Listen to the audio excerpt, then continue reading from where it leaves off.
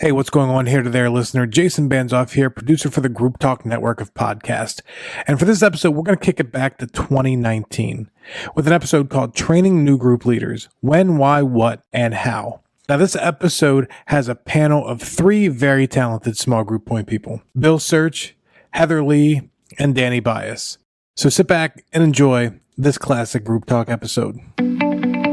Welcome to Group Talk, a monthly podcast conversation from the Small Group Network, focusing on topics relevant to small groups ministries. Whether you're in a church of 100 or 10,000, whether you are a volunteer or staff, we want to support, encourage, and equip you to lead well. So relax and listen to today's program. Hi, welcome to Group Talk. Thank you so much for joining us today. My name is Carolyn, Taketa, your host, and the Small Groups Pastor at Calvary Community Church in Westlake Village, California. Well, one of the most frequent questions we see posted on our Interactive Small Group Network Facebook page is related to a topic of training new leaders. I think we get this question like once every few weeks or even more often. We get questions on how often should you train, how long, what's the content, how much content, when, what format, etc., and all the minutiae of including how do we get leaders to even come to training or want to be trained.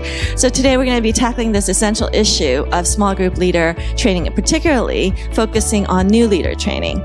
And I'm so excited because we have a special Group Talk episode today because we're taping from the Small Group Network Lobby Conference in San Juan Capistrano, California. And so we have a panel with me live, and on the program are Danny Bias, Bill Search, and Heather Lee. And so first I want to invite you guys to briefly introduce yourself, tell us your church name, your location, and how long you've been in small groups ministry. And Danny, let's start with you. Yeah, thanks for having me, Carolyn. My name's Danny Bias. I'm at Newbreak Church in San Diego, California, and I've been in small group world now for about 13 years, full-time. Okay. Yeah. And Heather? Yeah, well, my name is Heather Lee, and I'm from Manteca, California, and I'm with Crossroads Church up in Northern California. And I've been on staff there almost 13 years, but really leading groups the last about 4.5 years. Okay, great. And I'm Bill Search, and I'm on staff at Crossings Community Church in Oklahoma City. Currently, I've kind of ministered all over the country. Yes. Been in ministry, small groups, focused, over 20 years now. And written a couple books on small groups. And Yes, the first one was years ago. I think one of the first books I read, Simple Small Groups. Yep. And then now a newest book last year on The Essential Guide for Small Group Leaders, which I'm a contributing author to Christianity Today, so that was in partnership with them. That's a fun book. Absolutely. Okay, so why don't we kick off? And thank you guys so much for doing this. We so appreciate it. So let's kick off thinking about training. That word itself can sometimes trip us up. Do you guys use that word, training? What does it mean in your context? So for us, Carolyn, this has kind of been a journey, the training idea, over the last probably 3 years. We're at Newbreak. We've gone on many different philosophies on training, the half-day, 2-hour fire hose type of deal where we give them everything possible. And really, about a year ago, we made a big switch. We went from this idea of training to an idea of orientation. And going and really just, instead of trying to download everything we think they need to have to start and be this awesome, successful leader, to really just going after the basics and believing if you can get the basics, you can coach the rest. And that's kind of where we go in leadership development with our training. So we've simplified it because I think when we approach it with this idea that we've got to give them everything because they're going to need it and they're going to have it, there's a tendency when they leave out of the room like, I don't know what I was just told, but I think I have to do something and lead. And they're super overwhelmed. So if we focus on the basics and give them the core essentials of what they need to be successful to start, Right. we can definitely develop the rest. That's a great idea. So the difference between orientation versus training. How about you, Heather? Right. Well, and I think to piggyback off of Danny, I think when we do that, when we set out with the mindset of giving them all the training they need up front, all the tools that they need up front, we almost set them up to fail because really they're not going to retain any of it. And not the good parts, or at least the things that matter most. And so, what we do kind of is what we just in time training. And so we focus on what do they need to start? Just like Danny said, what do we need to help them take off and to start well? And, one of the key things that we tell a lot of our leaders and new leaders especially, hey, you don't have to have all the answers. Because I think so many times training's intimidating, but also the name, the role of a leader is intimidating for a lot of people. And so we just kind of break down that barrier and say, hey, you don't have to have all the answers. We're going to partner you with an experienced leader that will help you. They don't always have the right answers, but we're going to get there together. And so that option of, or that, support, you're not alone. Right. So it's more of a developmental model as well. That's so good. I love that just in time and just give them what they need because through the years of small group ministry, I remember when I started, it was that half day or full day. First church I served as a volunteer, even though I had finished Bible college and graduate school, I was supposed to attend 12 hours of training over a semester watching VHS tapes of, I think, Lyman Coleman. Now you're dating yourself. VHS tapes. I quit after 1 week and wouldn't lead a small group because of the training. So sort of my takeaway is you both said it beautifully, is that you provide what's needed just in time as they need it. And I also think of it as situational. If you're in a small church and you're launching 2 or 3 groups, you're not training them. You're sitting down over lunch or coffee and just having a conversation with them and interacting and answering the questions they may have. And it won't feel like training. It'll feel like friendship. And if you're in a slightly larger church, maybe now you pull together a small group of people and you do it that way. But I just think of the situation of who are the people that you have. If you have the person who has already come in with experience, probably you just need to make sure they're a Christian and give them the materials. And if it's somebody who knows nothing, then you deal with that. But as I always say, we're not dealing with brain surgery here. We're talking about maybe a 2-hour meeting once or twice, 2 or 3 times a month. And if you can't pull together a dozen people, have a conversation and keep that rolling, if you can't close the time in prayer, probably we won't be able to train you to do any of this. Yeah, and it's interesting. I used to have training more in a collective, so the new leader training, the orientation. But over the years, we've moved to a much more personalized context, exactly because of what you said, Bill. Because some of the people that are new leaders have a ton of experience, maybe another church, they moved into the area, and we don't want to subject them to even the orientation class in the same way. So we basically do the sit down, kind of group a few of them, new leaders together, and then have a conversation about, okay, what experience do you have? Try to put inexperienced together with the more experienced, and then just have that much more personalized. And we can do that because we're not a huge church, so we're able to start more personally that way. And then we insert the coach in really early in that process so that they attach there. And so that's kind of worked out in the new leader piece. For us at Newbreak, that was one of the underlying kind of themes of why we went from an idea of like training to orientation.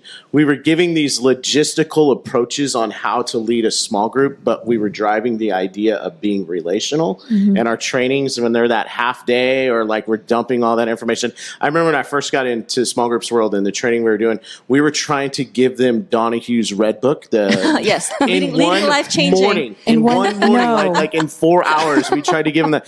And I did that too at one time. It's insane, right? I think we all did that. And we're like this logistical, we've got to get these points, they got to know, but yet we're asking them to be relational, and we're not training relationally, we're training logistically. And it's like, it was maddening. And I said, no, we're not going to do that anymore. We're going to train or bring people in and have the conversation and grow relationally, because we want relationally driven leaders. We don't want logistically driven leaders. Right, you're modeling what you expect 100%, in that meeting. Well, and the things that interest us as small group people do not interest small group leaders.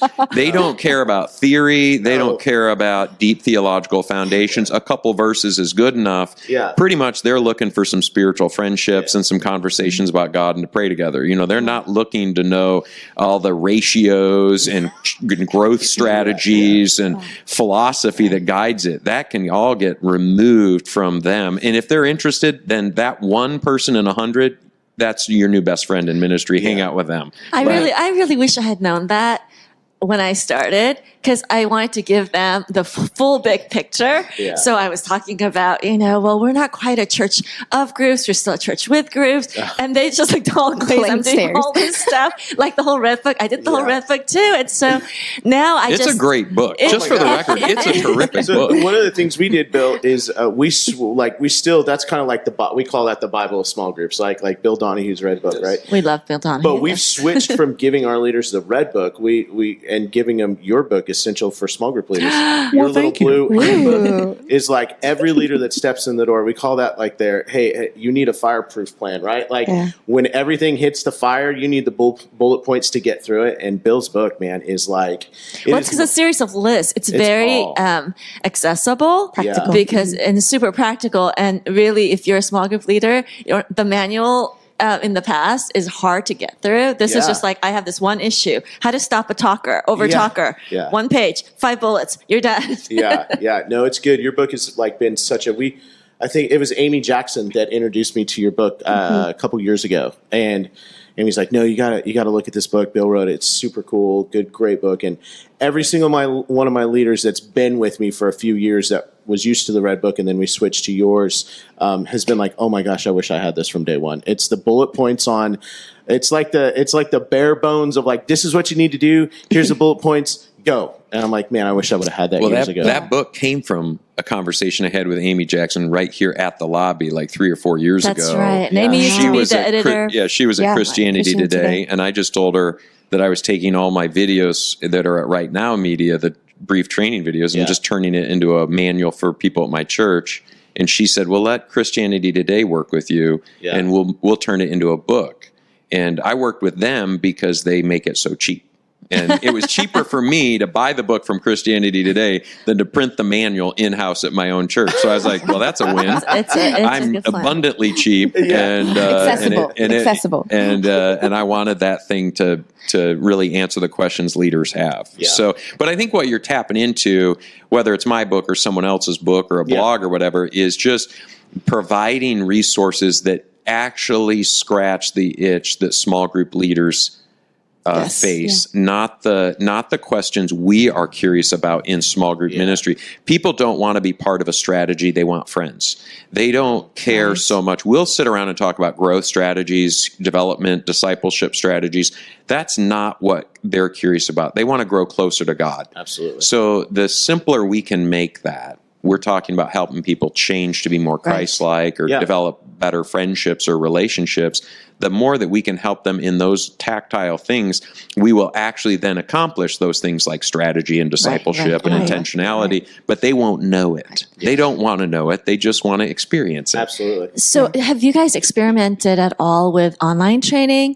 Because I know that's becoming increasingly popular as people are busy. They want to offer it to leaders to do it on their own time. Have you guys used that at all? That's right. We're like right in the grind and the tension in that right now. So we in San Diego, there is about 95,000 other things to do, like church and small groups and like everything else. So trying to get our leaders together on like a Wednesday night for an hour and a half is like sometimes maddening, right? Right. And I was like, I'm tired of fighting the fight. I want to meet our people where they're at, and I don't want to force our people to do something that, like, I mean, do we want them to show up and gather and all that stuff? Yeah, absolutely. Because there is value to that. I mean, there is a synergy 100%. When we can get them there, but it is an uphill struggle to get them there. But we also don't want to give them guilt that they can't make it, right? Yes. Because sometimes you're like, oh, you can't make it. It's such an essential, and like you get that guilt complex. Right. So what we've done is we're taking each one of our sessions and kind of breaking it up. And because of Right Now Media and being able to post your own training on Right Now,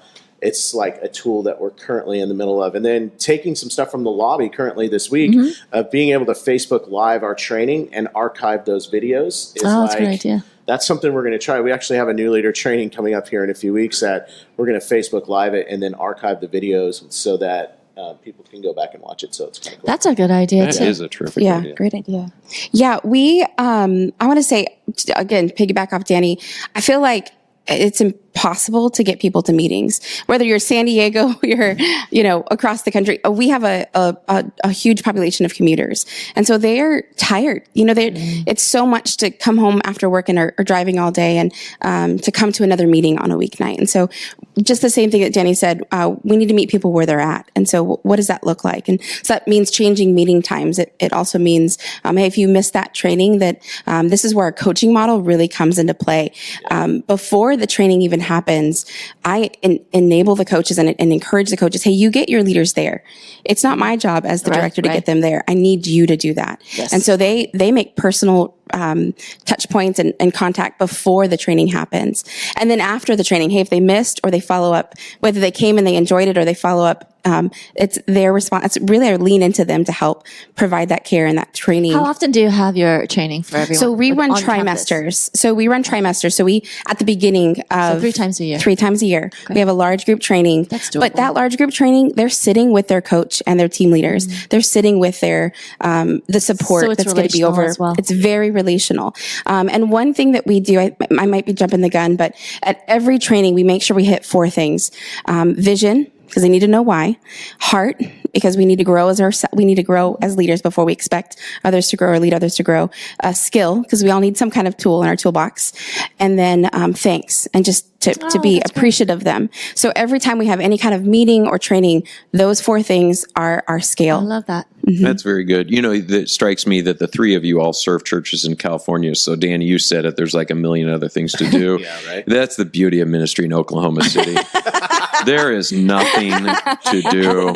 As my friends who grew up in Oklahoma City always say, it's a great place to live, but I wouldn't want to visit there. And no, it is a terrific place, and there are things to do. But I think in California too, so you get it. Yeah, I have. And I think that there are some regional aspects where there's a lot of competition for things, and some regions of the country there's a little less, but there's still the crunch of time. Absolutely. And so delivering training in a way that's accessible.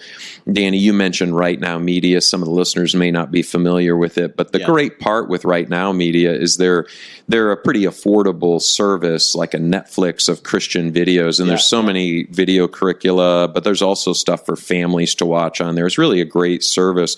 But their training component, what's nice is for the church that doesn't have the technological ability to say make audio or video training available, they can just go to Right Now Media, and there's already modules there that they can just send to a leader and say, hey, you mentioned you had this problem. Someone was talking too much in the group. Yeah. Here, watch this video. There's some questions, and then we can talk about it. And the Small Group Network has a ton of resources as well. So bite-sized things that you can send, or even articles. So our blogging team on Small Group Network has articles on a lot of topics. So if you go on that, you can get articles. And I've done that with leaders, when you're getting started or just along the way, they hit an issue. I'll shoot them an article. So there's lots of available free resources that. Yeah, and Andrew Mason has a YouTube channel. Oh, he does. Yes, that's just for free. I think you can just subscribe to it, and there's a lot of good training. Right. Our people have full-time jobs. Right. Most have kids. Their kids have sports leagues. They're married. We ask them to go to church on Sunday. We ask them to serve in a ministry. We ask them to lead or be in a small group. You're 6 different roles deep, and then we're going to say, on top of that, we need you to go to this ongoing regular training. And it's like one of those things is going to slip. One of those things is not going to make it. And it's usually going to be that, well, I've got a book, or I can have coffee with that, so I'm not going to go to training. And I get it, or orientation, whatever you do. I totally get it. But I think if we're really going to continue to grow as small groups, it's going to have to go digital. It's going to have to be online. It's going to have to be a resource that they can pull up on their smartphone at lunch. And one of the things that we've done with some ongoing training is done some Facebook Live stuff. Try to do it once a month. We have been very inconsistent, but one of the things that we try to do, we know that we can get them for 3 to 5 minutes at lunch, because your attention span, and it's I'm going to scroll. There's a cat video or a fail video that's way more fun than my video, right? That you can get them on Facebook Live, and you can see exactly what's going on. They can watch you for like 3 to 5 minutes. You just give them a snippet on what's going on. And then the conversations that go on the post are actually pretty cool as well, too. So yes, I think there is a way to use some of the digital. I do like the meet together, and though it is hard to get everyone there, and we call, we text, we get a pretty high attendance, and no one has ever said, "Oh, I wish I hadn't come." So we feed them. We've invested money. We feed them. We give them Bill's book. We do other things. Free childcare. Yes, absolutely. Free childcare. That's a great point, Heather. If we offering childcare was a game changer. Yep. And that was well worth the money. And so there's ways to make it attractive. So what are some creative things you've done to help with the training piece, to get people there, or just even in general that's worked for your churches? Yeah, I think have fun. I mean, that's we're our church culture. One of our core values is have fun. And so we try to do that. We theme some of the trainings and we don't really call them training. We call them gatherings or kickoffs or meetups. So kind of trying to take that approach, but just have fun with it. I mean, and it doesn't matter. I know Bill mentioned whether you have a finite amount of resources or not, low budget, high budget, one summer we did a chili cook-off, and we said, anyone can participate. Anyone, whether you're a host or a small group leader or not, you could participate. And so we actually got people that weren't group leaders that came, and we started with a vision. We started about why we lead, and so we had them there, and it was a fun time. It was a fun summer event. Food is always good. Food's always good. Well, it's like church history, food and coffee, right? But yeah, have fun. We do tacos and burritos really well in San Diego. And if you just offer tacos and burritos, people are going to show up.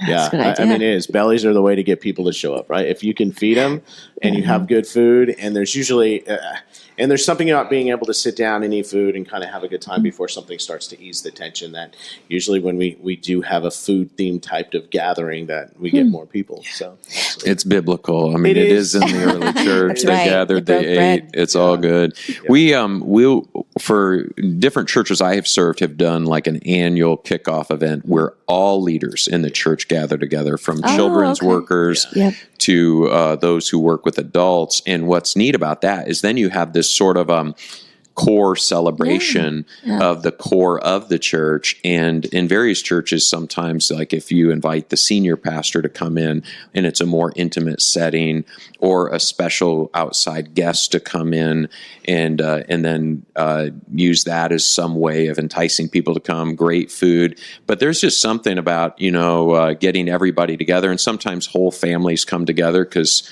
the parents are serving in different areas, and sometimes their, say, teenage kids are serving. And so it just creates some enthusiasm and excitement. And usually for the last several years, I've only attempted like a once a year type of event like that because of the scale of it, the cost of it, the energy behind it. It keeps it special. I have found that to be pretty successful. We did that one year when we literally rolled out a red carpet and had a staff and others kind of around it cheering on, kind of not really being paparazzi, but it's kind of the idea. And the volunteers were like, what? It just kind of created a fun buzz because it's a little different. Normally don't see a red carpet rolling into a church. So I think anything kind of that's disruptive in a fun, creative way. Well, and I think if you're only getting together to train, you've missed the point. Because getting together is not just about giving them the right tools and making sure they're good to go and, off and running as a group leader. But it's about, like Bill, I think Bill said it, celebrating together. So this last semester, we did our training in the upfront, but we also had something unique. We did a celebration at the end where we gathered everyone in a group together, all the hosts together. And we celebrated with worship. We did baptisms, and we told stories of how the groups, transformed over those 10 weeks together. And that was more memorable than our training. So I think it's essential that you remember it's not just about the training, that it's about celebrating together. That's great. Well, and Heather, you mentioned, I think you just mentioned that you invite the hosts and other people who might be interested in leading. Those big events are a great place to recruit for potential leaders, because if you just sort of wide open the doors and say, hey, if you're just interested in leading, come to this thing, it can be inspiring, but you also then you come away with a little list of people to follow up on who might be willing to lead a group. So it can be a way to stealthy recruiting tool. Absolutely. Absolutely. So good. Were you going to say something? So, Bill, we've kind of gone to the same thing with we call them team nights. So we gather everybody together, seniors there. In January, we call it Vision. In the fall, we call it Refocus because we're getting redriven after summer. And we found that's a good way when you bring everybody, and those are celebration vision nights. Yep. The life group leader orientations outside of that. But those 2 vision nights for us are just huge because senior does a really good job. All ministry staff, all coaches, everybody's in there just does a good job, and it's crazy and it's fun, and there's music and there's games, and it's a huge celebration, and there's so much momentum that comes out of gathering every leader in the church together and sharing vision and sharing celebration. It's super cool to see that. Yeah. Well, and the person listening right now who is at the church of 150 or 200 who goes, oh, that'd be neat to have a lot of staff and a lot of energy and a lot of people. Well, what's exciting that they can do that some of our larger churches can't do is they can make it extremely personal. Right. And so they could do the very same thing with 10 or 12 or 20 people. Absolutely. And it will be just as exciting because, again, it's the core of the church that are gathering together. And they feel valued. Right. They can either cater a meal if they can't afford that, do like a special potluck and make it a really special storytelling time. It can still be fun. It might even be more fun in a smaller environment. So I just think that's important for the person listening who's that volunteer who goes, well, that must be nice. Well, it still can be a lot of fun at their size church. And that does something so amazing for unity on your team. Because I think some of my favorite staff meetings, just as a staff member, are when we all share what's going on in other departments. Because we don't always know. We're kind of in our lane, with our groups glasses on. And I think just getting the whole staff together, whether you're a staff of 10 or you're a staff of 100, getting them all together and hearing what's going on, what's God doing, and just creating that unity is essential. Yeah. I did an event once. I grabbed a video from a conference of John Ortberg from his book, Everybody's Normal Till You Get to Know Him, which that one sermon, it's out there. You can find it in different places. It's a great sermon. Great community sermon. And I was serving a church at that time of a few thousand, but we didn't have the time and the bandwidth to make the event that big. And I certainly didn't have enough money to bring John Ortberg to come in. And so we made a special event and we put him up on the big screen and just watched the video. This is what going back to, hey, a church of 200 could do that. Yeah. And John Ortberg could be your special speaker of the night. And you don't have to pay his honorarium or travel costs if you can book him. And it's still going to be inspiring and exciting for the people who are there. My people loved it. And not one of them complained that Ortberg wasn't there in person. I sort of did trick him into coming. I didn't exactly tell him he himself wasn't there. But not one complained because the message carried the field. It was great. You said it, Carolyn, just a couple seconds ago. They feel valued. Yeah. That's like one of the biggest things, the affirmation and letting them know that, man, you matter so much, and that value. And anything we do, if it's celebrations, if it's orientations, if it's just coffee, if it's whatever it is, that opportunity to let them know. Because you know how it is as a group leader. I remember first getting into group ministry and being a group leader and like going through the grind of every week, and you start wondering, like, does this even matter? Does anybody even know that I'm leading this group and like the things that are going on, and nobody celebrates a story, we've seen, but knowing the personal touch of knowing that you are valued, that your group matters, and there's affirmation for you as a leader, man, that gets people through that burnout, or like, you know what, I've done it this spring, I'm not going back in the fall and doing groups again. I'm done. I'm so tired. I'm so burnt out. But it's just that one little ad of letting them know their value can get somebody through a burnout season. Yeah, for sure. Especially because small groups, unlike some of the other ministries in the church, all happen in their homes. So it's not, you don't get to see the fruit of it quite as practically. So when our senior pastor comes to the 2 trainings we have a year, and he's been so great about doing that. And my only notes for him every time is just thank them. And he does a great job just to say what you do matters, not just to your people, but matters to our church.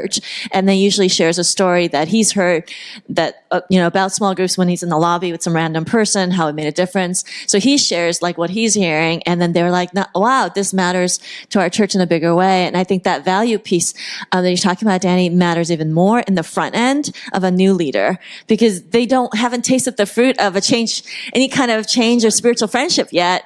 And to kind of go, okay, am I doing this right? And there's a lot of insecurity around it. So I think being able to speak value into that makes a big difference.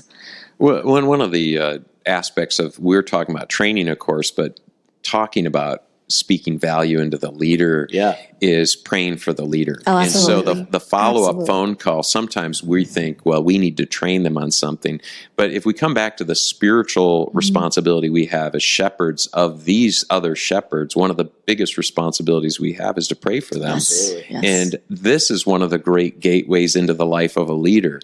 Because if a leader, if the relationship seems very transactional and it's, oh, great, they have information for me to absorb and I have to report back to them, that relationship will always feel forced and awkward.